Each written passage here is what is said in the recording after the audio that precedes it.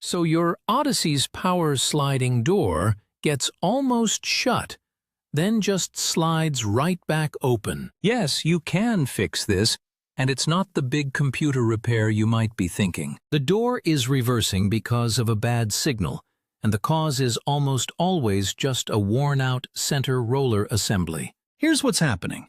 That roller is supposed to let the heavy door glide smoothly in its track. Over time, the little nylon wheels on it get brittle. They develop flat spots, or sometimes they just fall apart completely. When that happens, the whole door sags a bit, and the metal roller bracket starts to physically drag inside the track. That extra drag forces the door motor to work a lot harder. The power sliding door control unit sees this spike in electrical current, but it can't tell the difference between that drag and an actual person or object in the way. So it triggers the safety reversal every time.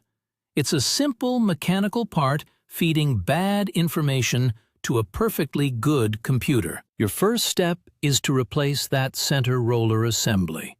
For most 3rd and 4th generation Odysseys, this is the fix. 9 times out of 10. You'll have to safely support the door's weight first. A floor jack with a soft pad or some heavy-duty straps will work fine. On some models, you might need to pop out the taillight assembly to get clear access to the track. From there, you just unbolt the old, failed roller and install the new one. You'll want to look up the exact part for your van's model year and which side you're working on. As an example, a common left side unit is part number 72539-TK8-A11. Next, you need to clean the electrical contacts that tell the door it's fully latched. Look at the B-pillar, which is where the door meets the van's body. You'll see a set of brass contact pins there. If they look dull or grimy, that buildup can block the signal. The fix here is surprisingly simple. Use a standard pencil eraser to gently scrub those contacts.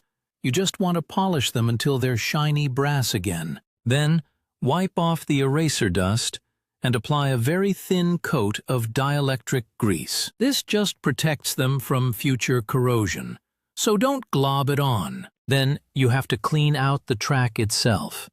This part is critical, so don't skip it. Get all the old grease, gravel, and packed-in gunk out of the lower door track. A rag and some brake parts cleaner works great for this. Now, when you go to lubricate that clean track, you must use a dry lubricant only.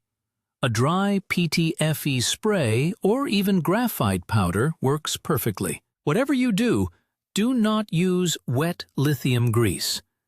It'll feel smooth for maybe a week, but it immediately turns into a sticky trap for dirt and road grit, which causes the exact same binding problem to come right back. And finally, after all the physical repairs are done, you have to reset the van's brain. The computer's memory is still holding the old, false data about the door struggling to close. To fix this, go to your dashboard and turn the main PSD power switch to off. Then, by hand, you're going to slide the door completely closed until you hear and feel it latch fully.